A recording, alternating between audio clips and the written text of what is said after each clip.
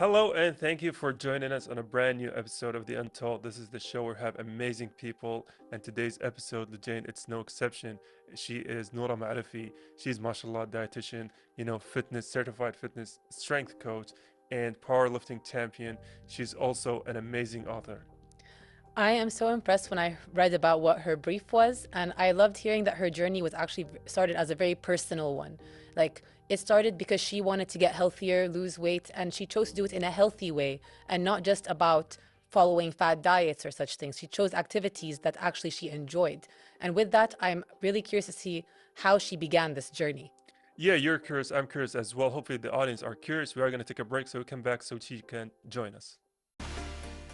And we're back with Noura Ma'rafi. Noura, welcome to the show. Thank you. Thanks for having me. It's wonderful to have you. And honestly, I'm so impressed by everything you do because mashallah, you manage to do so many fitness things and like in a competition. And that's goals to me because I'm very lazy sometimes. So the fact that you can do all this and show people how it's done, I just want to say like, thank you for being an inspiration in that way. Thank you. So I want to ask you, what made you begin your fitness journey? Okay, so my fitness journey started in 2009. I suddenly gained a lot of weight. I was going through a depressive state in my life. I reached 100 kilograms and I didn't know what was going on. And that's when I decided that I needed to take care of my health because it started to affect my health. I mean, fair enough. Health is really important to pay attention to. Yeah, honestly, I think for a lot of people, they don't realize how important health is until, like, unfortunately, it's kind of too late. But for you, mashallah, you've been able to, snap at it and catch it early on, and then be, very successful at it because, mashallah, you're a, you know, dietitian, you're a powerlifting champion, you're a certified strength coach. So talk us through all of these. Like, how did all of this come along? How did you find yourself on this path? After you found out, okay, I want to drop this weight, like where did you go from there? Okay, so actually, I was diagnosed with a disease. Oh, So wow. I was diagnosed with Hashimoto's hypothyroidism, and that's when it hit me. It was like, oh my God, Noura, you did it this time. You ended up with a disease, and you're gonna live with this for the rest of your life. So that was like a big slap in the face for me that I needed to change the way I was living. And so I decided to do it step by step. As you said, I was a dietitian at that time, and I knew all the secrets to how to lose weight. But that's when I actually realized, and that was the moment where I could empathize with all my clients and the patients I used to see, was that, you can have all the knowledge, but it's really hard to actually implement that knowledge and to have it in your daily life. Especially if you think back in 2009, there weren't many gyms. There weren't exercise and fitness was not the hype. People didn't do it much. What was popular at that time was, going out to restaurants, eating out, going to, as I am. So having to actually implement that in a culture where eating and hanging out was what I realized was very difficult. And so I decided that I would take a pledge to myself that I had to prioritize my health over all of that. And that's how it all started. I mean, that's really cool. And I love that you took the initiative yourself and you were like, no, Noura, you have to do this now. Because people always underestimate, especially when you're younger, how much your health will affect you later on in your life. You can get away with a lot of things when you're younger. And as you get older, it starts to show on you. And a lot of people have this issue. Like I had one friend who's a big eater and he loved sweets and then he got diabetes. And he was like, I have to change my eating right now because it was in the early stages will be kind of treated before it causes problems. Yes. But if he hadn't followed himself in that way, he could be in a really messed up situation right now. And I think a lot of people struggle with that, especially as you said, in the culture where eating is one of the main things that we do. Even nowadays, like fitness is more of a thing, but most people love to go out to eat here. We're a big food culture. Like restaurants in Kuwait, mashallah, they're so good. Everything tastes good. So it's really hard to get yourself out of that mindset of just like eating for pleasure all the time versus for like your actual health and fitness. And oh yeah, were you gonna say something? Yeah, actually, even now, like if you notice, the trend is with restaurants that you have the healthy options in the menus. You have healthy restaurants that you can go hang out with people in. But at that time, but like back in 2009, all of that was not available. Yeah, no, it's actually impossible back then to find, even if you had specific dietary restrictions. I had a friend with a gluten problem. You couldn't find anything back then. Nowadays, you go to the supermarket, you're going to find everything. Restaurants have options, but you're totally right. Back then, those things did not exist. Yeah, and honestly, the thing that I really like now, even though a lot of those healthy restaurants, you know, they kind of tweak their numbers, at least the option is there. I remember at my heaviest, I was at 120 kilos, and going down and up the stairs took a lot of breath out of me. So going back from that weight to much less felt like such a long time, felt like such a tremendous effort. So I want to ask you, you know, how long did it take for you for those kind of moments, for those kind of, you know, activities to feel like, okay, now they feel normal instead of feeling punishing and difficult? It's interesting that you mentioned that, because actually it was surprising that it only took me 6 months to go back to my full normal weight, MashaAllah. which I didn't expect, and many people didn't expect either at that time. So there was this like rumor going around, oh, Noura did, you know, surgery. Oh, yeah. But actually I didn't. I just started to eat healthy. The first thing I did was I completely cut out sugar or desserts, anything that's got white sugar in it. I cut that out completely. And I followed the basic guidelines, which is 3 full meals a day. Like if you think of the healthy plate, you split it into, let's say, quarters. So a quarter of the plate would be chicken, meat, or fish, and then the other quarter would be a carb, like instead of white rice, I would have brown rice because it has more fiber. It would make me feel more full, or sweet potatoes, and then vegetables, and then fruit, and yogurt. So that would be my meal. And then after that, I would have a snack, like, a handful of raw nuts, or another like cup of yogurt. Or sometimes, like, if I want to like spoil myself, I'd have like digestive biscuits with milk, and that was it. And then I introduced physical activity. So that was completely not there in my whole life from since I was born till 2009. I never used to have a weight problem.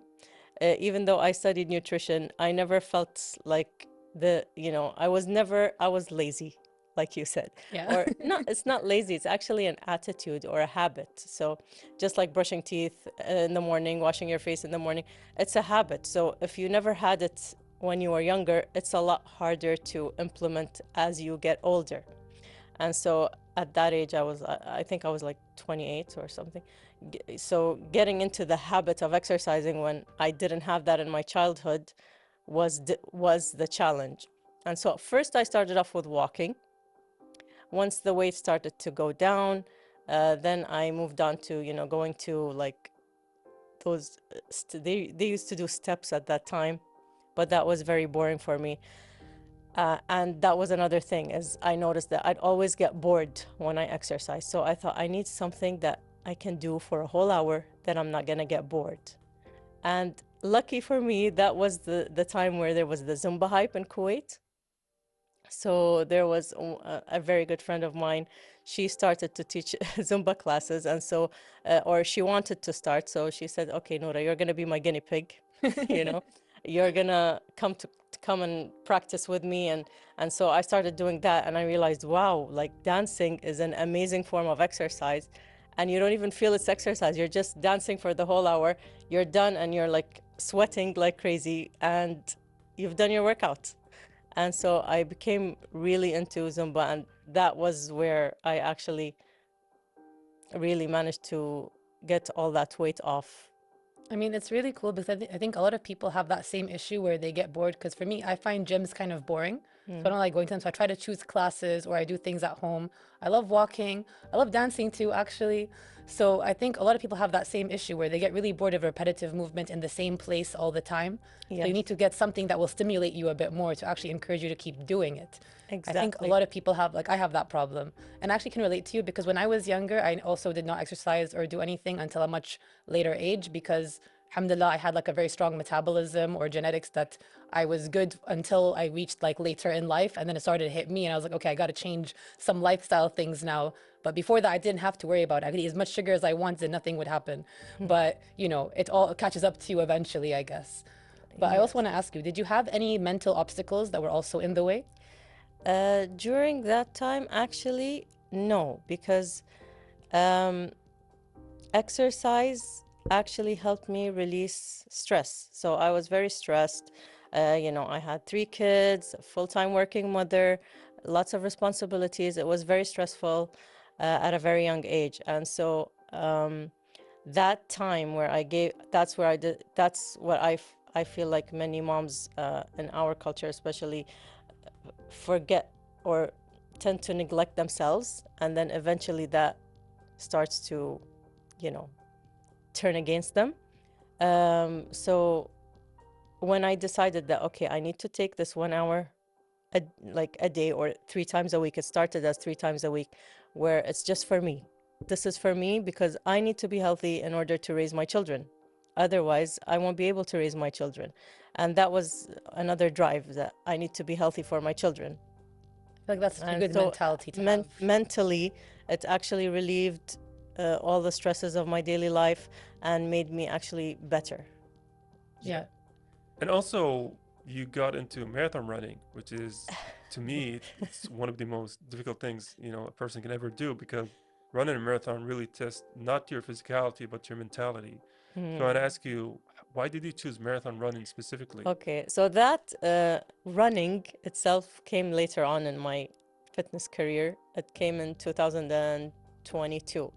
So from 2009 up until 2022, I was trying so many different things. Like I said, it's so important for you to enjoy exercise. It's not there to punish you. It's there to help you for you to enjoy that time that you're exercising.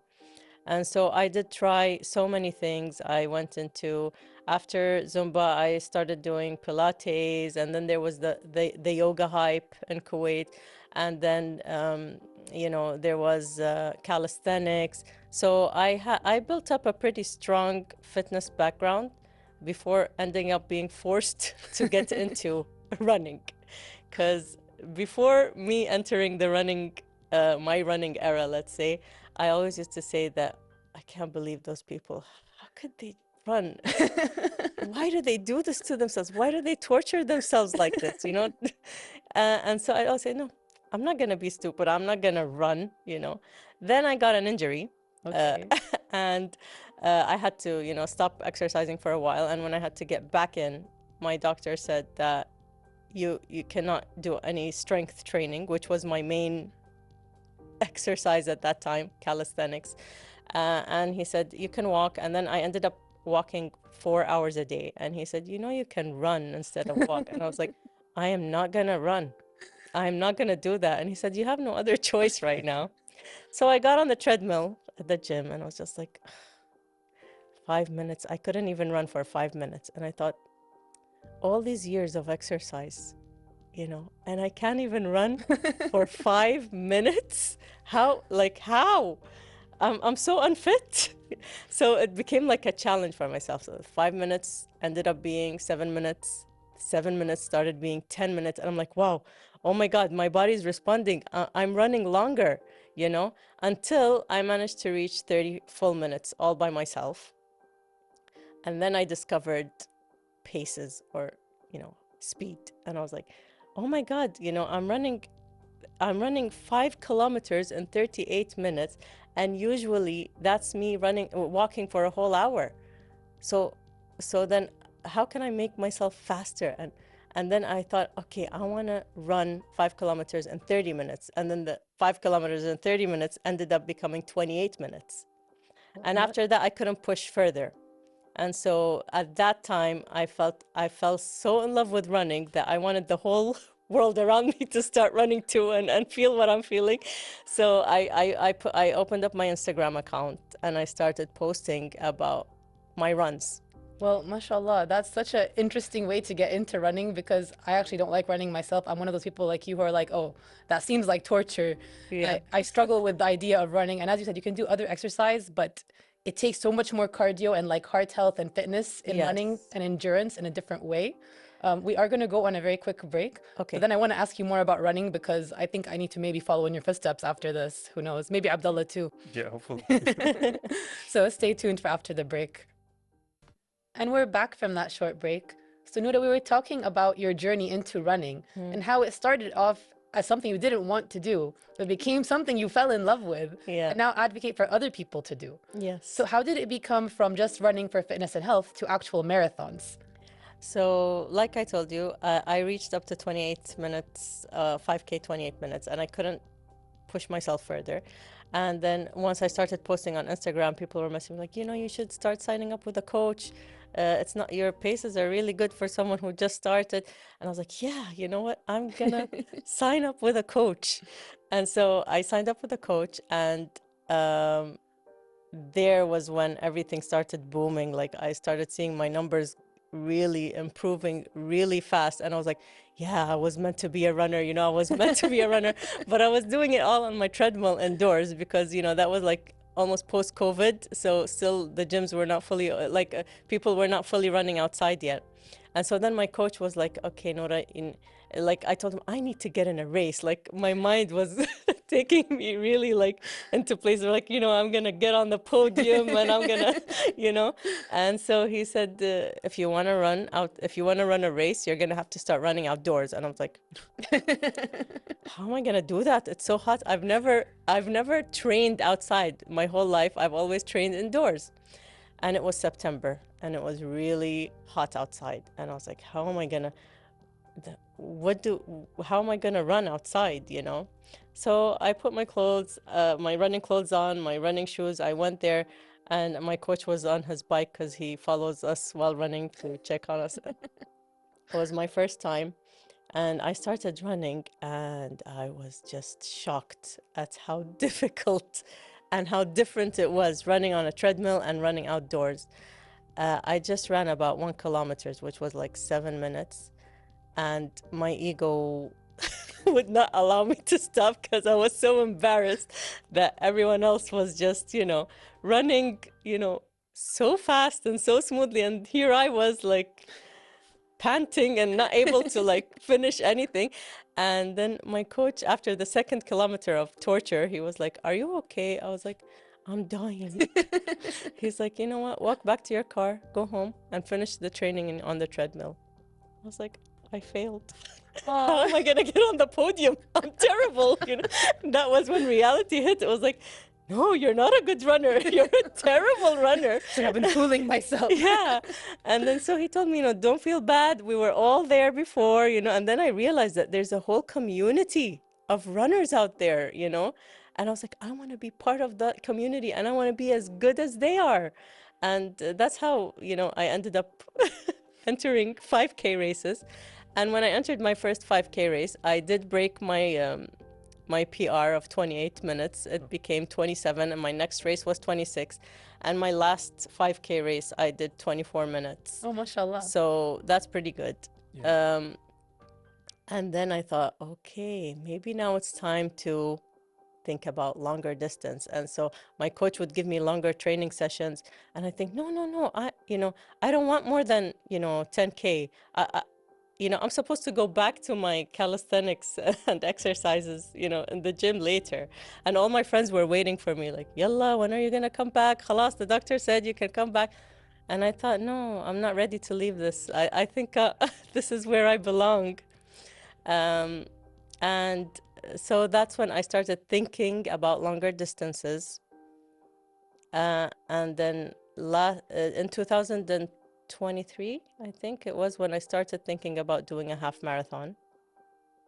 I took it as a big challenge because many people feel that runners need to be skinny, especially long distance runners. And so I'm not a skinny person and I have good muscle mass. And so I thought, you know what, I'm going to prove that wrong. I'm going to do a half marathon and I'm also going to lift heavy weights. I'm going to finish that and show people that you don't have to be skinny to run, and you can lift weights if you want to. You can do whatever you want. Just enjoy exercise. That's the whole purpose. And so I did do that first half marathon. I remember I was supposed to do it in Kuwait, but they canceled it for some reason. So I was like, I was ready and I was so upset. And I was asking my friends around and they said that there's one in Khubar that I can go to. So I was like, I'm going, you know, I'm khalas. So I booked my plane. I booked, you know, the race and I did it. I did my first half marathon. And then after that, I have a very inspiring friend in Bahrain who she's above 50 and she runs long distances. Oh, wow. And she said, Noura, you can do a full marathon. Why don't you do it with me? I was like, full? You know, that never even hit my mind ever. Like, full marathon, 42 kilometers.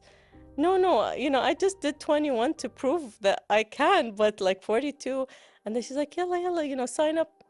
And I thought, you know what? I'll do it. It's crazy, but I'll do it. And so I did. I signed up. And that really, I want to say, the experience of training for a marathon just changed my entire personality.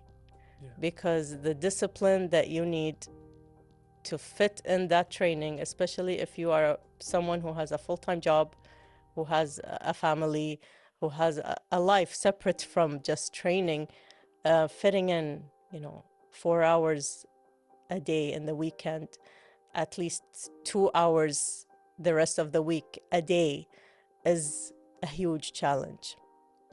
And then within that training, your mind is going to break. It's not the body. You know, when they say your body, you know, when you feel like you need to stop, that's only 60% of what your body can do. You can actually wow. push much further.